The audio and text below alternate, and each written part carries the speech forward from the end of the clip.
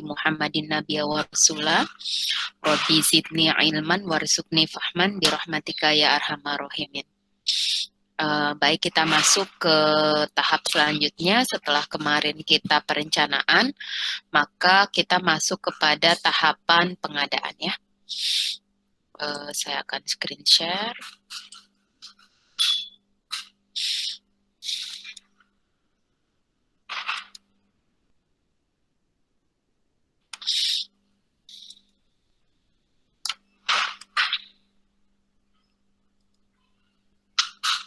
Ya, jadi pengadaan dan penerimaan.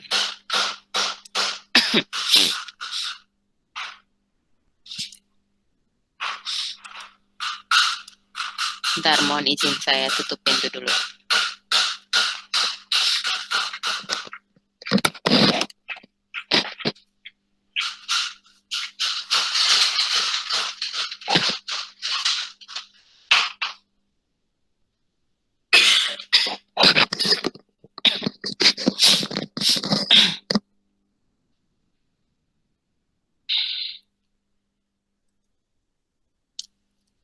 Oke, baik. Pengadaan dan penerimaan. Nanti kita akan membahas tentang sistem pengadaan dan sistem penerimaan perbekalan kefarmasian. Nah, yang pertama, pengadaan obat adalah kegiatan yang dimaksudkan untuk merealisasikan perencanaan kebutuhan. Jadi, untuk apa kita merencanakan tapi kita tidak melakukan pengadaan ini? Nah, ternyata dari kemarin list di perencanaan yang kita juga bahas beberapa metode, nah nanti pengadaan juga jenisnya banyak. Pengadaan ini adalah proses untuk mendapatkan sediaan farmasi guna menunjang kegiatan pelayanan rumah sakit. Biasanya kegiatannya berkesinambungan dimulai dari pemilihan, penentuan jumlah yang dibutuhkan, penyesuaian antara kebutuhan dan dana, pemilihan metode pengadaan, pemilihan pemasok, penentuan spesifikasi kontrak, dan pemantauan proses pengadaan dan pembayaran.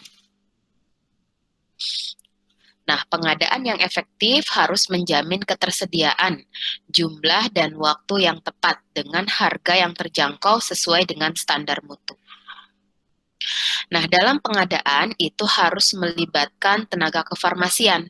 Kenapa? Karena dalam pengadaan itu harus memastikan bahwa sediaan farmasi nanti yang dibeli gitu ya, dari sisi mutu dan spesifikasi itu sesuai dengan yang dipersyaratkan.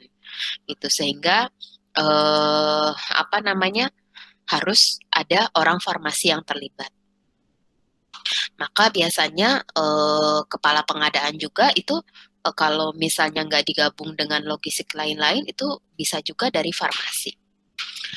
Kemudian ada mekanisme yang mencegah kekosongan stok obat. Kemarin saya bilang ya kalau sampai stok obat kosong gitu ya, nah itu bisa jadi bencana ya.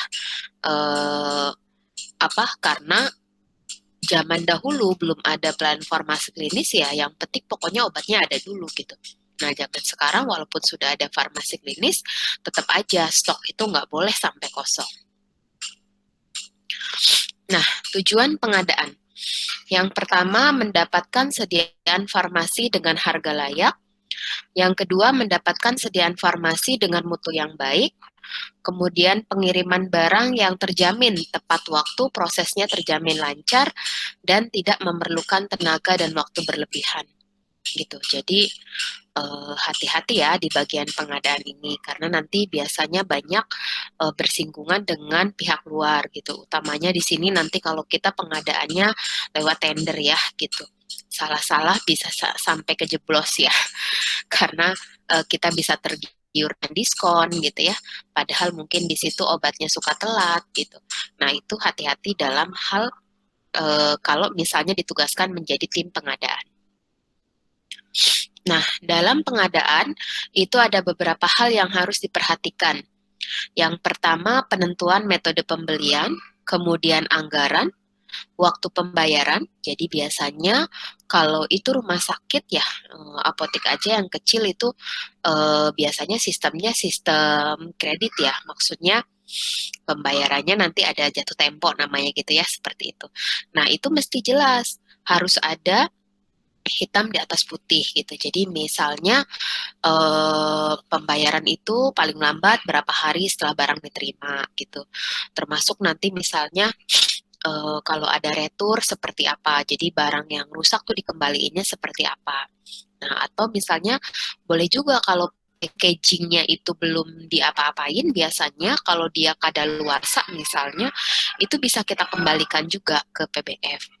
Nah, itu apa namanya tergantung isi dari perjanjian itu. Kemudian tadi kita memilih distributor dan kita juga harus menentukan atau kita harus mempertimbangkan lead time, waktu tunggu. Contohnya birokrasi. Kemarin kan ada contoh ya, misalnya dari mulai masuk ke manajemen itu sampai nanti di ACC, ternyata obat itu pengajuan itu bisa butuhnya seminggu. Itu baru di manajemen. Baru nanti kita pesan ke pemasok seminggu lagi. Berarti lead time-nya bukan hanya dari kita pesan ke pemasok, tapi juga dari mulai kita pengajuan ke direksi misalnya gitu. Berarti nggak bisa cuma 7 hari misalnya, tapi dikali 2 tadi, karena 7 hari di manajemen, 7 harinya adalah di pemasok. Maka lead time-nya itu waktunya 14 hari. Itu yang mesti diperhatikan. Terus kemudian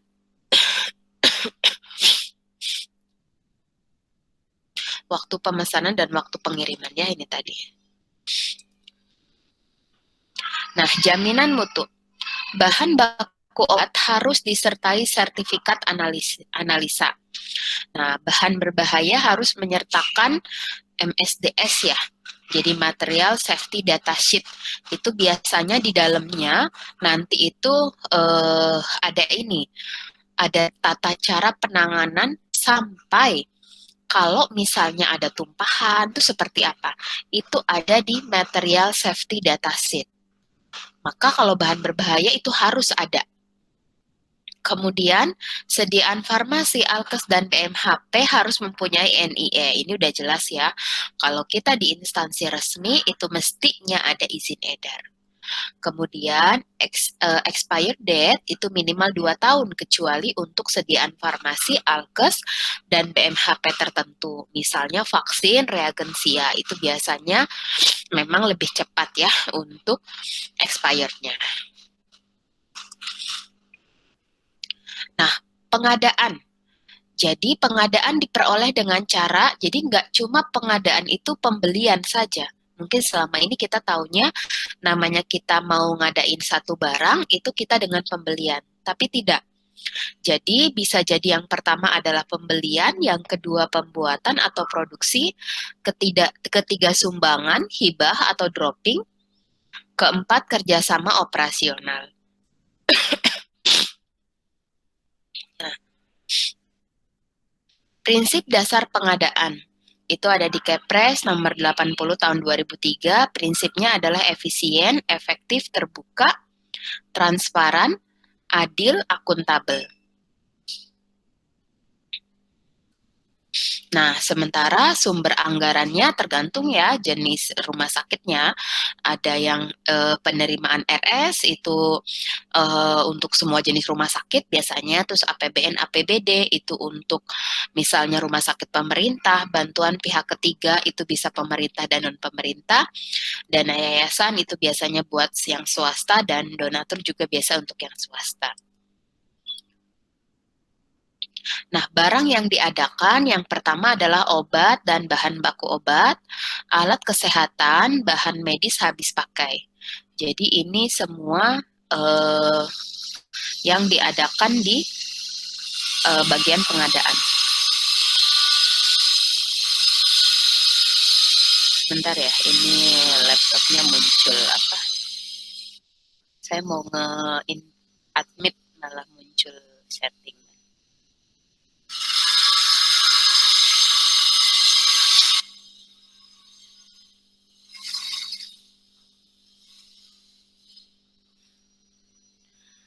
Nah, itu tadi barang yang diadakan.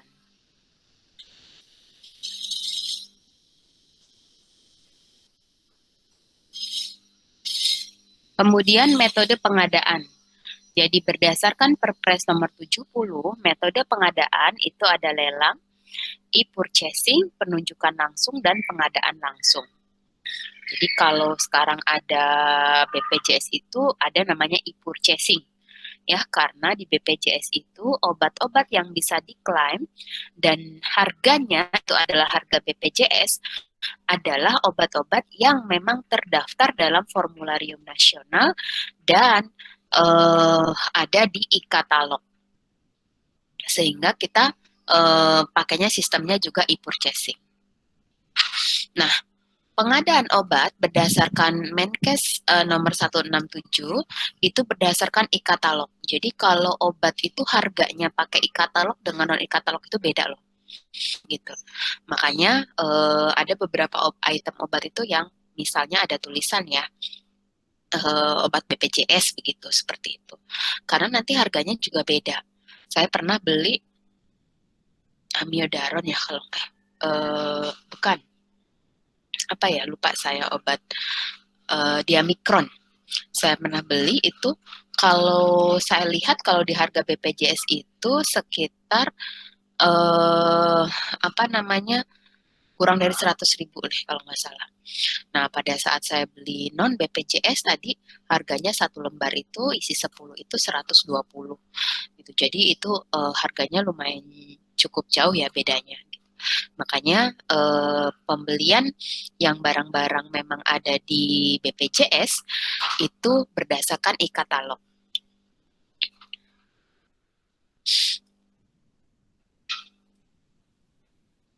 Nah, dalam hal obat yang dibutuhkan tapi tidak terdapat dalam e-katalog, maka pengadaannya mengacu kepada Perpres nomor 54 tentang pengadaan barang dan jasa gitu ya secara manual yang telah diganti dengan Perpres nomor 70 tahun 2012. Nah, ini garis besar pengadaan kalau misalnya di pemerintah ya gitu. Jadi ada kebutuhan barang jasa, terus kemudian swakelola itu dikerjakan sendiri ya oleh instansi pemerintah atau kelompok masyarakat. Terus kemudian bisa juga kita lewat penyedia. Jadi ada lelang, ada non lelang. Terus kalau misalnya lelang ada pelelangan konvensional, ada e-tendering. Jadi lelang itu juga ada dua macam ya. Sementara kalau non lelang itu ada e-purchasing, penunjukan langsung dan pengadaan langsung. Nah, lelang adalah pemilihan penyedia barang atau jasa untuk semua pekerjaan yang diikuti oleh semua penyedia barang dan jasa.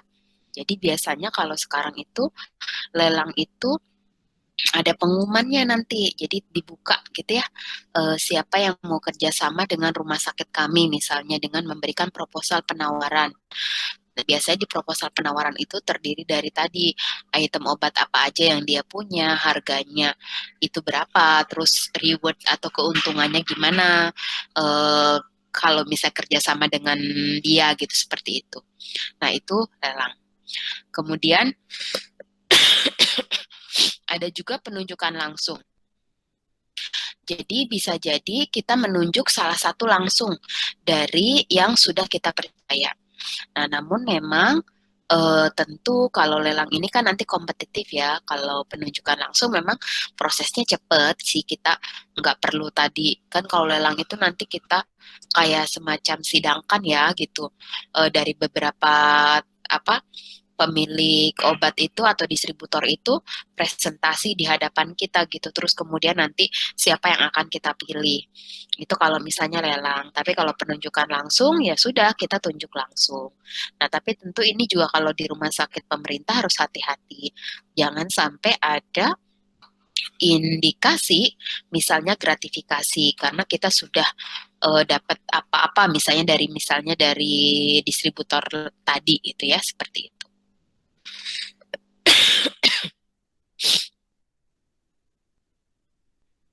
Nah, obat dan alkes yang termasuk kriteria barang yang bersifat khusus yang mungkin dilakukan dengan penunjukan langsung. Tadi kan sudah dijelaskan ya. Jadi selain dari sistem misalnya e-purchasing atau tender, bisa juga kita mengadakan penunjukan langsung, pembelian langsung. Nah, barang seperti apa sih misalnya pembelian langsung itu? Nah, pekerjaan di sini ada di Perpres nomor 70, pekerjaan pengadaan dan distribusi bahan obat, obat dan alat kesehatan habis pakai dalam rangka menjamin ketersediaan obat untuk pelaksanaan peningkatan pelayanan kesehatan masyarakat yang jenis dan harganya telah ditetapkan oleh menteri yang bertanggung jawab di bidang kesehatan. Jadi jelas-jelas di situ harganya itu sudah ditetapkan oleh menteri ya, gitu. Jadi kita bisa penunjukan langsung. Oh ya, kita nunjuk langsung aja siapa suppliernya. Yang penting pokoknya harganya tidak melebihi dari harga yang sudah ditetapkan oleh kementerian. Biasanya dalam hal ini yang bertugas adalah Kementerian Kesehatan. Nah, kemudian pengadaan langsung.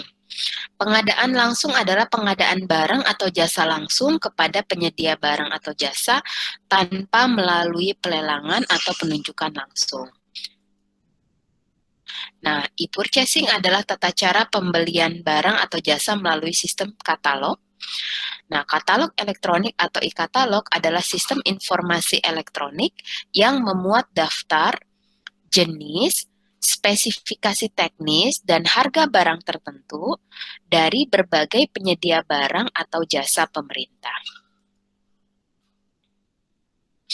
Nah, metode pengadaan menurut Quick et al. Itu ada 4. Yang pertama ada tender terbuka, kemudian tender terbatas, negosiasi, dan pengadaan langsung. Gitu. Nah, memang di sini saya akan jelaskan sedikit saja ya.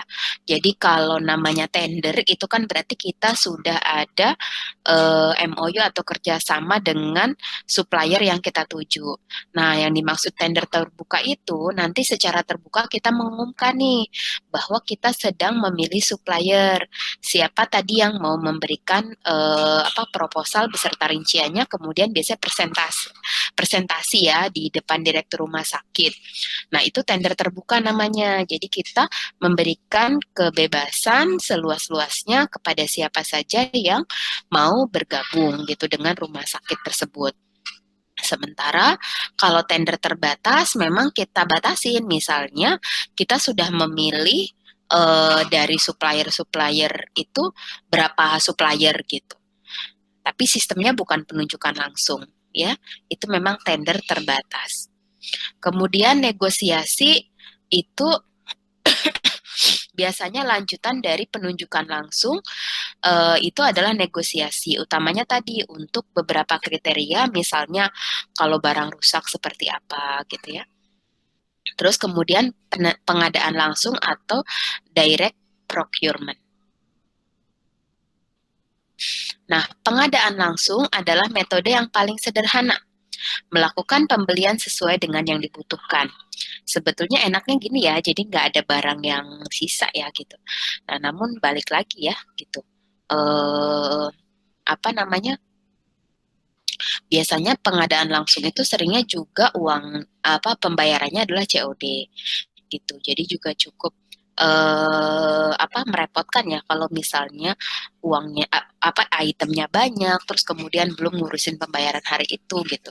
Nah, maka biasanya pengadaan langsung itu memang obat-obat yang memang tidak ada dalam Fornas misalnya gitu ya. Terus kemudian obat tersebut sebagai obat alternatif.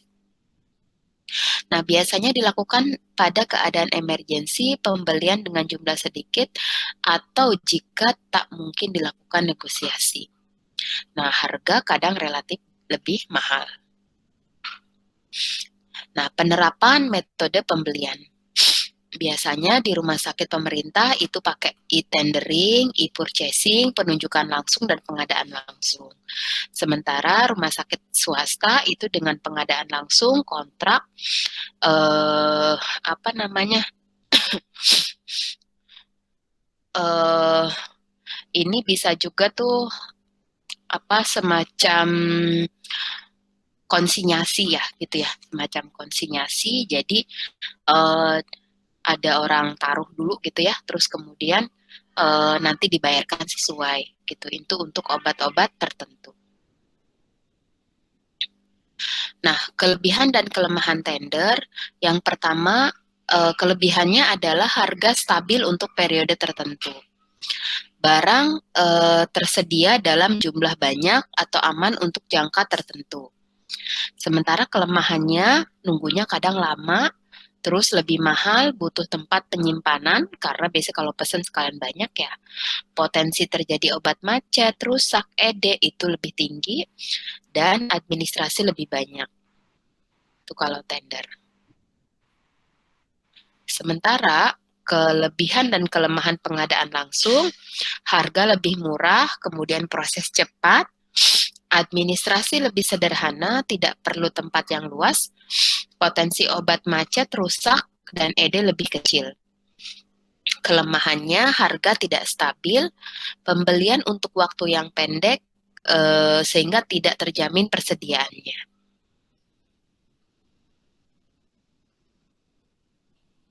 Nah, kendala dalam e-purchasing. Yang pertama, kadangkala waktu tunggunya itu lama. Belum lagi kalau stok barang belum tersedia dalam jumlah besar. Sehingga barang-barang tersebut kadang sering kosong ya, jadi di nasional aja kosong. Kesulitan untuk masuk ke dalam sistem. Nah, setelah masuk data hilang, jika diketik ulang akan tercatat sebagai permintaan 2 kali. Nah, itu sih permasalahan softwarenya ya. Nah, indikator pengadaan yang baik itu yang pertama adalah freq pengadaan tiap item obat. Jadi frekuensinya itu seperti apa pengadaannya. Nah, tujuannya itu mengetahui berapa kali obat dipesan per bulan. Cara menghitungnya biasanya 30 kartu stok obat, lihat beberapa kali obat dipesan per tahun.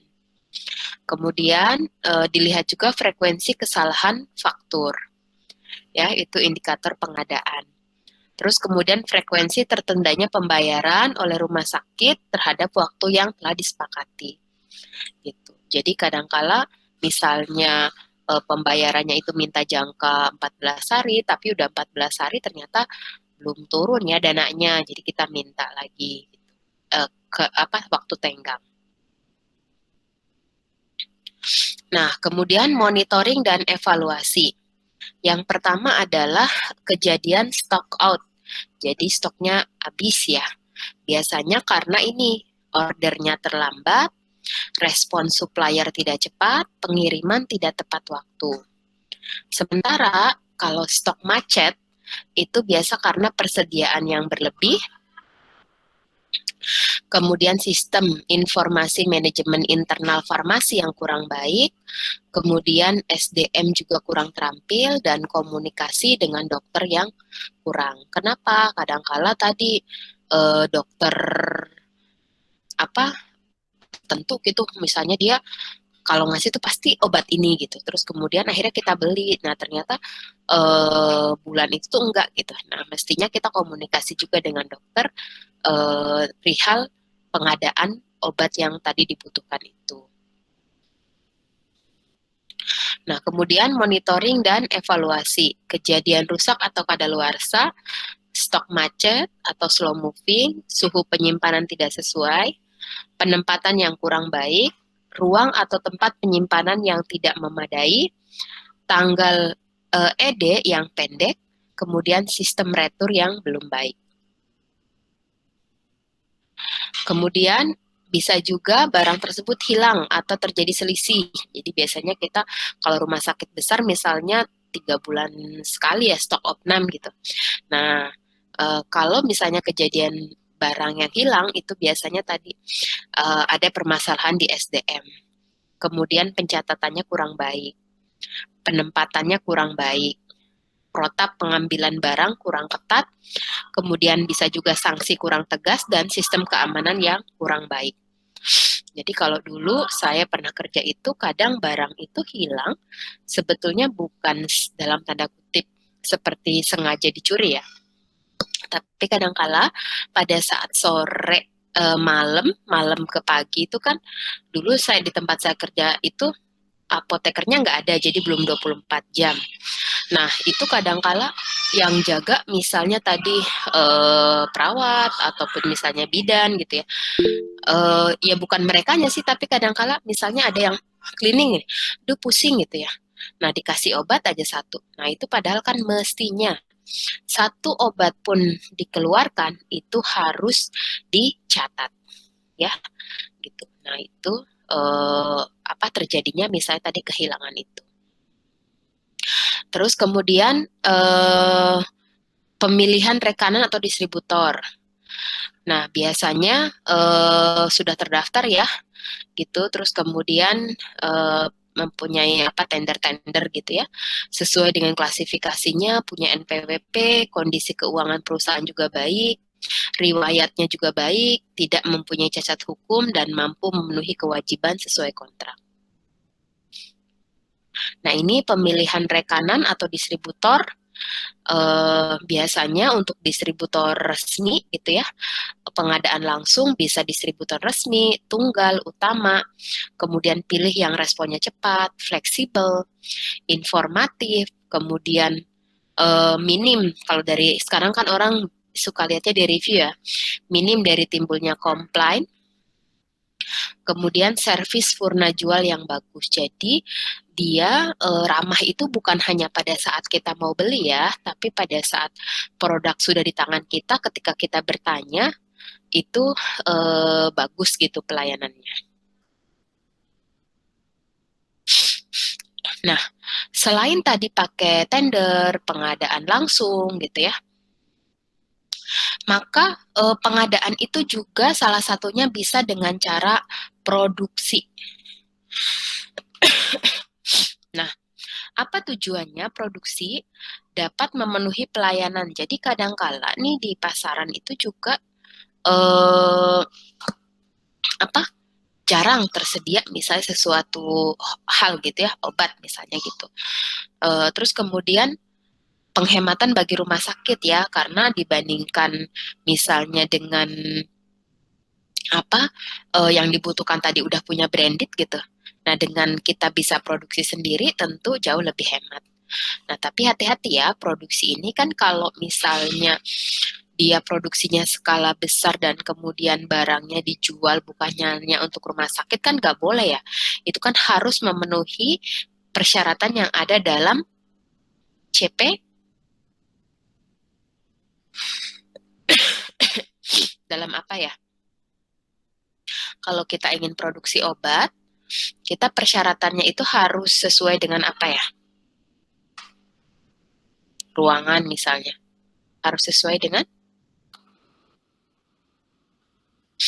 ada yang tahu nggak? Dengan apa ya? Dengan CPOB ya Bu. CPOB ya Bu. CPOB. CPOB ya. Sementara kan kita tahu ya di rumah sakit itu kan beda ya gitu dengan di apa industri itu, maka biasanya juga jarang ya obat-obat yang apa diproduksi. Paling yang masih banyak itu salep gitu ya. Salep itu pun biasanya hanya mencampur beberapa salep bukan dari bahan baku. Nah, kegiatan produksi yang dimaksud itu ada membuat, mengubah bentuk, kemudian mengemas kembali. Jadi walaupun misalnya kita ngemas kembali, misalnya apa ya yang sering ngemas kembali, alkohol. Tadinya packingnya kita besar ya, misalnya kita packing 50 liter, terus kemudian kita packing kecil-kecil, misalnya jadi 100 mili, 100 mili gitu. Nah, itu berarti termasuk ke dalam kegiatan produksi, namun kategorinya adalah pengemasan kembali. Nah, ini kriteria obat yang biasanya diproduksi. Jika tidak tersedia di pasaran, kemudian lebih murah, kemudian formula khusus, kemasannya kecil, di pasarannya nggak ada misalnya.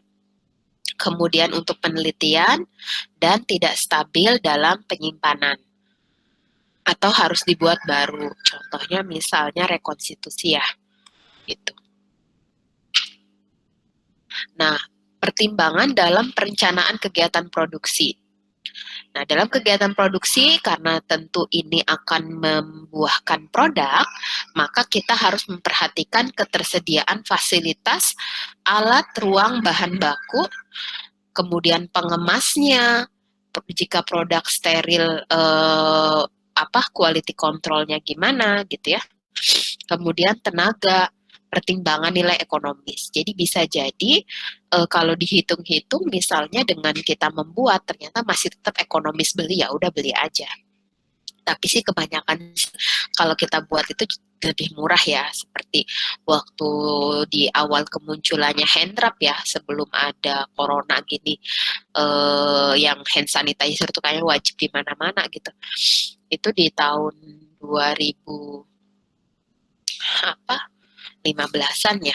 Jadi di RSCM itu sudah sudah membuat sendiri hand wrap gitu ya untuk membersihkan. Nah, itu bisa hematnya dari hand wrap aja nih, itu bisa hemat sekitar 4 miliar gitu. Nah, berarti kan bayangkan kalau misalnya kita dengan apa yang kita lakukan itu bisa menghemat. Pasti saya rasa rumah sakit juga akan sangat mendukung ya, walaupun nanti harus ada peralatan yang dipenuhi misalnya seperti itu. Nah, ada dua jenis produksi non-steril, produksi steril. Yang non-steril ini ya, gitu. Walaupun tadi OBH, OBP, Lugol itu ya ada yang enggak gitu. Ada yang masih, ada yang enggak maksudnya. Dan ingat ya, kalau diproduksi di rumah sakit tidak boleh diperjualbelikan keluar. Nah, terus kemudian ada juga produksi sediaan steril. Ini kalau yang ikut mata kuliah farmasi klinis sudah paham ya. Jadi ada beberapa yang nanti mau nggak mau harus di tangan farmasi ya, dicampurkan misalnya seperti itu. Dan dengan tindakan yang aseptis. Nah, pengadaan yang berasal dari sumbangan, dropping atau hibah. Nah, biasanya jadi jangan sampai ya kita itu menerima hibah, ya kan gratis ini ya, kemudian kita terima aja. Saya ingat banget ada ujangan dari salah satu senior, jadi dia tuh pernah berantem gara-gara hibah ini. Kenapa? Karena ternyata apa yang dihibahkan itu tidak kita butuhkan gitu. Dan usut punya usut, dia kan tetap ya nggak mau nerima, buat apa nanti di saya juga jadinya ede aja gitu karena nggak kepake misalnya. Ya itu usut punya usut ternyata sepertinya akan menghilangkan jejak pengadaan dia kan dari rumah sakit pemerintah tuh yang salah, karena sistem pengadaan yang salah gitu ya. Nanti bisa jadi banyak barang yang edek misalnya di gudang dan itu menjadi satu kerugian. Maka walaupun nanti kita dapat sumbangan ya, itu harus kita tetap periksa ya. Dan kita bisa menerima itu baiknya sesuai dengan kebutuhan. Jadi jangan mentang-mentang dikasih itu kita ambil aja semua. Nah itu jangan. Nanti kalau tadi banyak barang mengendap itu bisa menjadi temuan ya bahwa perencanaan kita itu tidak bagus. Termasuk nanti melakukan pencatatan dan pelaporan. Nah, kemudian penerimaan. Barang yang sudah diperiksa diterima oleh petugas gudang yang berwenang dengan bukti tanda tangan dan faktur pada barang. Biasanya disertai dengan nomor SIPA yang berlaku, surat izin praktek apoteker ya. Kemudian masuk ke dalam sistem informasi manajemen ya agar barang bisa didistribusikan. Jadi terus kemudian sebelum disimpan pada kemasan barang diberi cap tanggal, bulan, dan tahun barang datang. Kemudian simpan sesuai dengan kriteria dan persyaratan yang berlaku. Nah, kemudian dalam penerimaan itu juga kita harus periksa ya. Jadi harus periksa, kenapa? Karena bisa jadi Jadi kalau dulu saya di apotek itu gini, kadangkala antara surat pesanan dengan yang datang itu nggak sama dan kalau kita nggak tuh nggak dikasih tahu gitu. Nah pernah kejadian jadi ternyata eh, daftarnya ada gitu ya pembelian atas nama apotek saya waktu itu gitu. Barangnya tuh nggak ada gitu. Ternyata di itu pesanan si asistennya tadi gitu. Berarti dia nebeng pesan ke kita. Nah, itu harus hati-hati juga gitu. Bisa menjadi bumerang kan berarti dalam perusahaan ada perusahaan gitu ya. Nah, maka selalu pastikan antara surat pesanan dengan fisik yang datang atau dengan misalnya di situ biasanya ada faktur ya, kesesuaian antara surat pesanan dan faktur. Nah, kalau pesanannya itu narkotik psikotropik, terus kalau misalnya kita udah ngasih SP-nya, tapi ternyata nggak ada barangnya, SP-nya harus kita mintakan balik. Karena bisa jadi disalahgunakan ya. Kemudian, lihat harganya apakah sesuai kesepakatan, kemasannya masih bagus atau rusak. Kemudian nomor batch ya, nomor produksi. Itu harus diperhatikan. Nah, ini dalam pemeriksaan tanggal kadaluarsa ya. Terus MSDS untuk B3 khusus alkes mempunyai sertifikat of origin jadi keasliannya. Terus pemeriksaan sertifikat analis produk jika memang itu misalnya reagen-reagen PA ya, proanalisa. Kemudian untuk alat kedokteran harus dilakukan uji fungsi dulu. Selesai diperiksa, buat berita acara pemeriksaan oleh panitia pemeriksa. Gitu. Nah itu kira-kira untuk apa namanya pengadaan dan penerimaan. Nah, silakan jika ada yang ingin didiskusikan.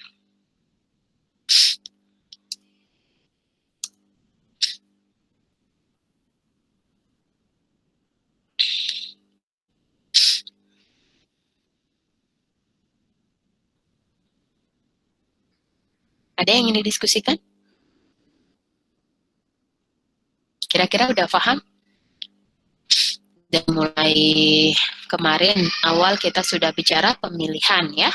Kemudian habis pemilihan apa ya? Masih ingat? Kalau pengelolaan